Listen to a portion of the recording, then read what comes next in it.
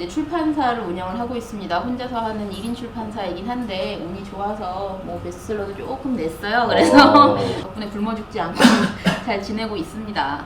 그래서 주로 이제 저희 이콘 출판사에서 출간하는 책들은 재테크 관련 책들이 많고 범위를 많이 확장시켜서 자기계발이나 에세이 혹은 기타 등등 다양한 실용서 쪽으로 많이 나갈 생각이에요. 원래 저는 글 쓰는 걸 막 엄청 좋아하고 그래서 출판사에 온 건 아니고요. 우연하게 출판사에 입사를 하게 되어서 뿌리 내리고 산 지가 지금 12년째, 13년째 정도 됐는데요.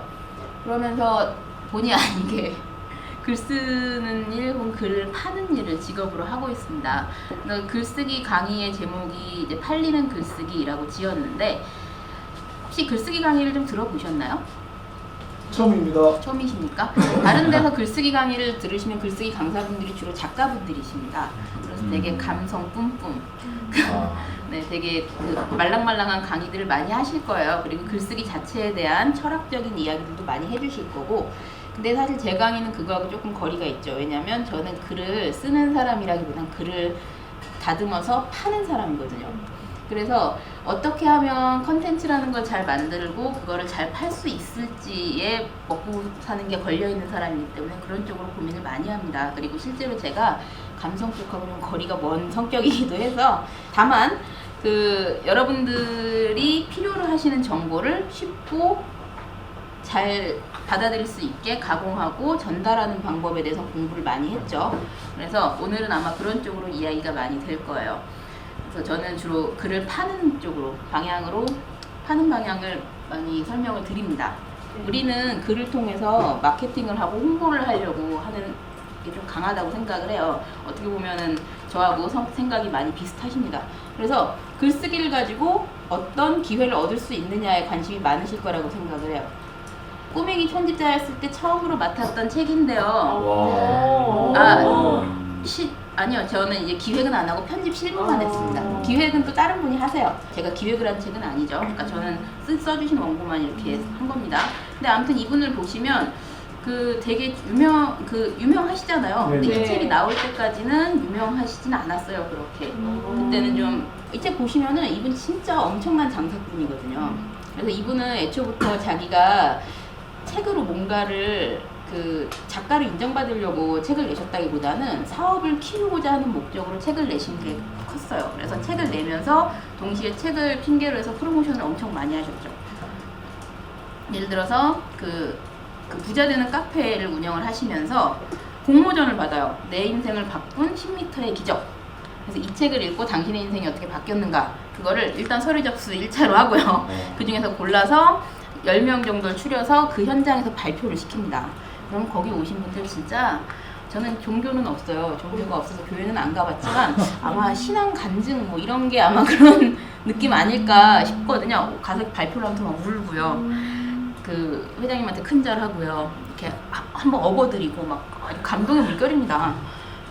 그러니까 그 사람들 입장에서는 이 책이 나의 인생을 바꿔줬고 책을 가지고 주변 사람들한테 추천도 하고 열심히 마늘의 기수도 사 먹고 하면서 자기들이 민간 홍보대사가 되는 거예요. 책을 내었다는 것을 계기로 삼아서 여러 가지 기회를 얻었어요.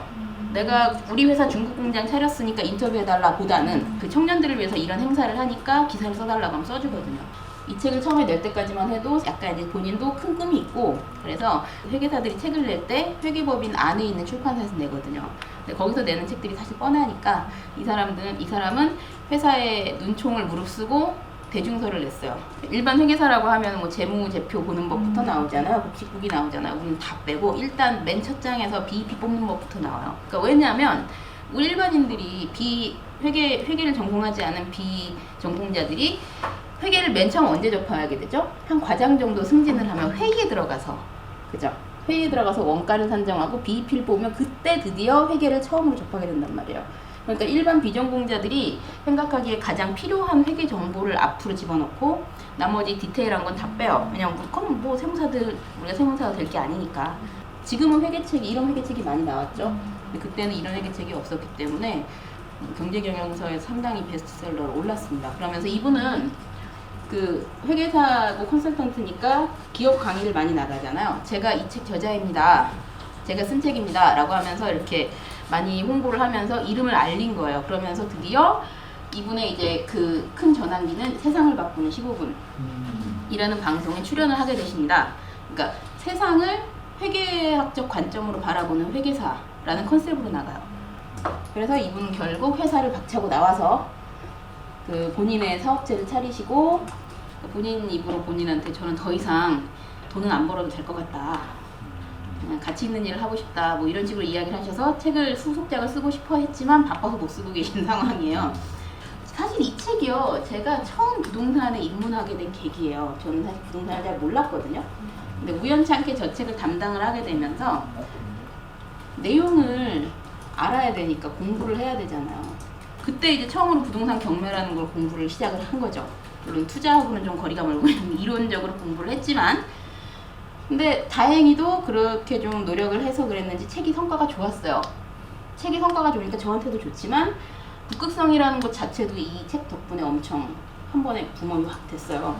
책이 나오고 나서 이제 사람들이 책을 읽고 몰려들기 시작을 한 거죠. 여기 보시면은 요 책 있잖아요. 요거 책을 제가 했습니다. 다 알겠습니다. 그러셔요? 다 알겠습니다. 그 영광입니다. 네. 이분도 이 책을 이용해서, 그러니까 책 자체로 인세는 사실 얼마 안 돼요. 아시겠지만 인세로 돈 버는 시대가 아니고 책 자체로 다른 사업을 하시는 거죠. 앞에 살펴본 세 분이 모두 공통점이 그거예요. 책은 책 자체로 돈을 버는 게 아니라 그 책을 이용해서 사업을 하시는 거죠. 그러니까 글쓰기는 그 자체로 여러분한테 돈을 갖다 주진 않습니다. 솔직히. 하지만 그것이 많은 기회를 가져다 줄 수 있어요. 이거는 그냥 제 나름의 이론이지만 글쓰기를 크게 두 가지로 나눕니다. 저는 AL과 BL이라고 나오는데 AL이라는 게 광고학에서 나오는 용어거든요. AL, 그러니까 above the line, 공식적인. 그리고 below the line은 비공식적인. 광고도 공식적 광고, 공식적 마케팅이 있고 비공식적 마케팅이 있잖아요. 글쓰기에도 비슷하게 이루어질 수 있다고 봐요. AL 같은 경우에는 돈 받고 해주는 프로들의 글쓰기, 그러니까 책 쓰기, 칼럼 쓰기 같은 그런 돈 받고 쓰는 글쓰기라면 BL은 아마추어들의 글쓰기죠. 프로는 아니지만 돈은 안 받지만 뭐 SNS건 블로그건 이런 글을 쓰는. 그런데 두 개의 차이점이 뭘까요? AL 같은 경우에는 돈이 되죠. 당장 돈이 들어옵니다. 지표 수익이. BL 같은 경우에는 돈은 안 들어오지만 플랫폼을 만들 수 있다는 거예요. 내가 블로그든 SNS든 사람들을 끌어모을 수 있다는 거예요. 그리고 요즘 시대에는 이쪽 플랫폼을 만드는 비공식적인 글쓰기에서 공식적인 글쓰기로 넘어갑니다. 쉽게 생각하면 블로그 잘 쓰면 책이 나와요. 블로그를 잘 쓰면 지금은 전문가가 되거든요. 인정받을 수 있는 시기거든요. 그래서 이런 것들, 중요한 것들은 여러분이 생각하셔야 될 거는 글쓰기를 글로 끝내시면 안 된다는 생각이 들어요. 이거를 여러분들이 다양한 사업 모델로 활용을 하셨으면 좋겠습니다. 블로그에서 상품 판매하고 공동구매하고 이런 거 아시죠? 사실 저도 자주 이용합니다. 저 같은 경우도 이제 강의 공지를 블로그에서 하고 있고, 그리고 저희 책이 나오면 블로그 통해서 프로모션을 많이 하고 있거든요. 생각보다 이게 좀 강력한 마케팅 도구가 돼요. 그래서 여러분들 이걸 기억을 하셨으면 좋겠고, 글쓰기를 글쓰기로만 끝내지 마시고 다양한 사업으로 연결할 수 있는 방법을 활용하시는 게 좋을 겁니다. 그게 목적성이 뚜렷해지는 방법이기도 하고요. 읽혀야죠. 쓰기만 하고 안 읽히면 소용이 없어요. 글을 왜 쓰십니까? 소통하려고 하잖아요. 근데 글을 나만 쓰고 다른 사람이 안 읽어요. 그럼 소용이 있나요? 소통이 되나요? 안 되죠. 그래서 똑같은 글을 쓰시더라도 다른 사람이 읽기 좋은 글, 잘 읽히는 글을 쓰시라는 거예요. 글이 팔리지 않는다는 거는 읽히지 않는다는 뜻이고, 읽히지 않는다는 건 기회를 잃는다는 뜻이에요. 반대로 잘 읽힌다면 많은 기회를 얻게 되시겠죠. 이거를 기억하시라는 얘기입니다.